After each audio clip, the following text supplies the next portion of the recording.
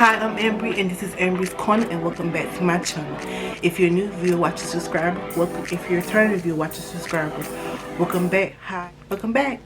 Okay, so I do have another video for you today. Today's video is a story time about the time I hit the boat with the stick. So if you'd like to hear about that story time, hear about what happened and how it happened, stick around and let's get into this video. Alright, so I'm just gonna jump right on in now. So this story time takes place when I was in middle school, 7th grade. At this time I had like a group of friends, a really like intimate group of friends that I was hanging out with. Two of them I knew because we lived away from each other. Like we were literally like down the street, and this was when I was living in the cul-de-sac, if you don't know. So if you need to remember who these two friends were, refer back to my story time about the Halloween I spent with them. Yep, that should clue you in about everything. So if you refer back to that video, if you remember that video, one of the girls was actually my cousin, but I'm going to refer to her as friend in this video just for the sake of the video, just because I don't have time to be.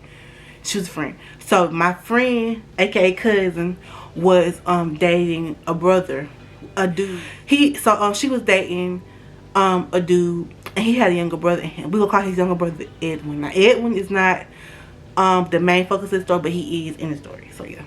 He had a friend. He had a younger brother named Edwin. Now Edwin and his brother were both in high school, so you know.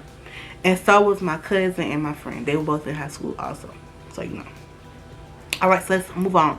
So Edwin, him, he had a friend named Jeremiah. Jeremiah and him were like this. I mean, literally like this. So Jeremiah and Edwin were both in high school. And like I said, I was in middle school in the 7th grade. Now, back to me. If you know anything about middle school, high school, you do have PE classes. It's a required class to graduate in high school, and it's also a required class in. I mean, physical health is important in school. That is like very important. So you do have PE. Well, if you know anything about middle school, you have to dress out, like, and especially at my middle school, we had to dress out, and that was like 90% of our grade dressing out, and like the other 10 was coming to class, and the other 10 was the little 15-minute exercise we had to do before class, and the rest of it was like free time. We basically did whatever the heck we wanted to do. That was my GD. We actually did listen to boys. The boys would be playing basketball, they'd be doing laps, they'd be doing everything out the blue. We on the other hand, we doing whatever we want to do, and the girls usually didn't do very much because that required sweating, and we weren't trying to do that. I know I wasn't. So yeah, so we had to dress out, and so most times, especially if you were me, you might not like what you had on today, so you would just kind of keep on your shirt or your whatever. And so let me just say this, y'all. Like I said, we didn't do a lot of physical activity, except for like the beginning of class, the very beginning of class, when we had to do like the most physical activity. The rest of the class period, like, it was literally like free time. We didn't do nothing. So I'm just getting it out of the way. So like I said, it was a requirement that we had to change out for gym class. So I didn't always change back into my regular clothes because I'm just weird like that. But also because like back then, like, I wasn't good with dressing myself or find things that fit my body shape. So all my clothes were either too tight or too big. That just always was the case. Even now, that's still a little bit of the problem, but I can hide it a little bit better than I could back then. So and because it was always hard to find clothes in my size too, that was another problem we had. So sometimes like my shirts would always be too small, and that was because the store I was shopping at, their clothes ran small, so I would have to size up, and it never worked. And like I said, I wasn't good at it. So sometimes I just didn't always change back into my clothes. Well, I remember this one week in particularly. I guess I wasn't enjoying the clothes that I wore, and so a couple days I was wearing that shirt. Was towards the end of it, I wore the shirt repeatedly. Now, let me tell you something. I didn't stink. Like I said, I wasn't doing hard enough work in gym for me to stink. So I didn't stink. My clothes were fresh as a daisy. Now, at the end of the week, I would take my clothes home and switch them out and wash the clothes that I had worn that week and put in a new set. I did that weekly. Bi-weekly, I would do that. So it was coming up on the end of the week, and the last few days I had done it. I had worn a shirt like 3 times in a row. So Jeremiah and Edwin rode the bus with me. Now Edwin was like maybe a year or 2 behind his brother, if I'm not mistaken. He was a year or 2 behind his brother.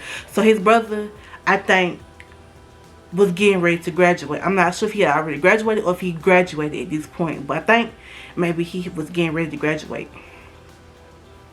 So Edwin and Jeremiah rode the bus with me. Now, if you don't know much about the cul-de-sac was divided up into 3 different streets. So my street was the first street that the bus stop came to, and the next street was my grandma's, and the next street was like the last street. Bam. So my streets would fluctuate depending on like certain things, like whether I didn't want to deal with getting off at my grandma's stop, or whether I just wanted to get off at my street, or whether my mom was even working it or not. That sometimes would depend on, because sometimes like sporadically she'd be off on certain days, so like I could just go home. It's not gonna do right. Okay, sorry. So I would fluctuate. Now this particular day or week or whatever, I was getting off at my stop, my mom's stop, not my grandma's stop, and that's the stop I would go to because that's where I would be at for the majority of the day when my mom was at work. So these last 3 days I had been wearing this shirt, and the first day when you know how kids are, when they start to notice somebody doing something repeatedly or the same thing or wearing something repeatedly, they tend to pay attention, and they tend to start talking about it. And he noticed it, and he started talking about it. And so one day he asked me, he said, you been wearing this shirt a lot lately. I said, yeah. I said, just because my shirts that I usually wear, let me be comfortable in shirts, so I just choose to leave this on sometimes. I don't do it sometimes. I said, well, we know that's not the case. I even pulled out my shirt. I said, I'm not broke. Well, I'm not broke that I can afford clothes, you know what I mean? But this is my shirt. I got clothes. I just wore this just because, you know, I didn't feel like changing back out into this because it's uncomfortable, and I stuff it back in my bag. He said, whatever, you ain't got no clothes. I said, whatever, that's your opinion. That was the first day. This went on for 2 more days. The last day, which is the 3rd day, was the last straw. So the last day, I'm just gonna hop right on into it because it's not gonna be a long story, so I'm trying to make this quick as possible. The last day, he had been going in like the last couple days, and this day was no different. He was still saying things, mentioning things, doing a whole lot of extra. So up until this point, he never got off at my stop. I noticed that he didn't, because I think the Edwin dude, he lived on like the last street. I think he did. I'm not sure. I think he lived on the last street, because that's where he would get off. But either it was closer to his house, which was on a whole entirely different street, or he was just getting off at that street because, well, that's the street he wanted to get off on. I don't know. But he was getting off. He would get off at that last stop, and that's where the majority of the kids would get off the bus at. And I know that because, well, we used to run down there and see fights and stuff like that. That's another story time for the day. Anyway, I noticed that he didn't get off, but this day particularly, he got off at my stop, and I know he did. And I don't know what the mindset was. I don't know what his game was, what he was planning, but I was about to find out. So I got off the bus, me and my cousin got off the bus. Like I said, we hadn't been getting off at my grandma's stop for a minute, so we were just, it was a little path that you can cut through to get to go straight into my grandmother's yard, like straight through. And so we got off the bus, and our plan was to cut through that path. Well, in the midst of us walking home, those 2 dudes got off the bus with us, and they were, as soon as we got off the bus, like he was on me. I mean, he was just like, he had a vendetta that day. He was on a mission that day. And so from the first set of apartments to the stop sign where we were dropped off at, it's a good chunk of time. I mean, it's like a good chunk of room from there to there. I had let him get all the way to that first apartment complex, And I decided to say something. And I told myself, I said, okay, if you don't chill out by the time we get to this apartment complex, I'm going to have to speak my mind. And that's what happened. So we get to the first apartment complex, and there's a stick on the ground. I pick up the stick. I say, look. I said, you need to leave me alone, or I'm hit you with this stick. I guess he didn't believe me. He kept going. So I started walking again. I said, look, I'm serious now. Do not bother me. I get to the second apartment complex. He's still going. So I run up and I hit him with the stick. Luckily the stick wasn't like too bad, because as soon as it made contact with his head, it dispersed into pieces. So it was a rotten piece of wood. Anyway, the fight's on from there. I had him in a headlock. Boom, boom, clink, clink. I had him in a headlock. My aim was to get him on the ground. That didn't happen. Homeboy got me to the ground real quick. We fighting, we tussling. My cousin jumped in and he hit her. That sent me sky high. Like, I was ready to kill. I tried to gouge his eyes out. I tried to bite him. Anything I could to hurt this dude, I was trying to do. So like, I guess at some point in the fight, like, he keep telling me, leave him alone, stop, get off of me. I'm thinking in my head, I was just telling you that like not even 10 minutes ago, and you didn't care about how I felt, what I wanted. No matter, I've been telling you that for 3 days, and you didn't care about what I wanted or how I felt. So why should I care about how you feel right now when you get in his hands? I don't. Of course, his hands was better than mine. Now I might tie his ass out, but he had hands, okay? Hands, because my nose was bleeding after this, okay? But we'll get there. So finally he hit me a couple times. I mean, he landed some nice good hits on me a couple times. And so I finally like just gave up. I gave up and I sat down on the ground. I was looking down. Dude must have been tired, y'all, because I had been looking at the ground for maybe 10 minutes. When I looked back up, dude was halfway through the path. Like, he was halfway through the path, out the path, onto the next street. Like, that's how fast he got the heck on. I guess he was thinking, you know what, let me get on before sis decided that she ain't tired no more and wanted to continue this rumble. He might have been smart for that, because the way I was feeling, I probably got up and wanted to continue, but I didn't. So he leaves. Luckily, the woman's yard we in, my cousin know her because of, you know, her stepdad's side of the family knew her. And she come out the house, and she had been out the house at this point, but she come out the house and she says, I'm called police. She called police. When he heard that word, I think that's what really got him gone, because she said she called police, and he had been hitting me because my nose was like bleeding. And I think if he would have stayed and the police would have saw him, I'm not if she wouldn't have, but I would have had more. I had more damage done than he did. So like, anyway, moving on. So the police come and she asking me questions, and here's the part that just like really irks my nerves.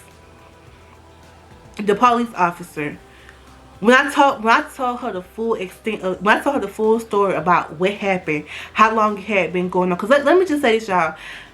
This had been going on for 3 days. This is 3 days of me constantly dealing with his opinions of me. Me constantly telling him to leave me alone. Me constantly telling him to stop. Chill. Calm down. That's me. That's what I'm saying. 3 days. 1, 2, 3. 3 days. 3 days. That's what I'm saying. And he doesn't. The policeman gets there, and I'm telling her all this. I'm telling her the 3 days that went on. And I'm telling her why it led to this point. Because I said, because to this day, this is the first that he's ever gotten off at this stop. He never gets off at this stop. This is not his stop. Not his stop. He got off here to bother me. He was harassing me. That's what I told her. She said, it doesn't matter, ma'am. You passed the first lick. It's your fault. Now, he wasn't going to press charges because he pieced out. When the woman mentioned calling the police, he pieced the hell out. He got the hell on. Him and his little funky friend left. So I'm telling the officer, and it's like the only thing she can see is that it's my fault.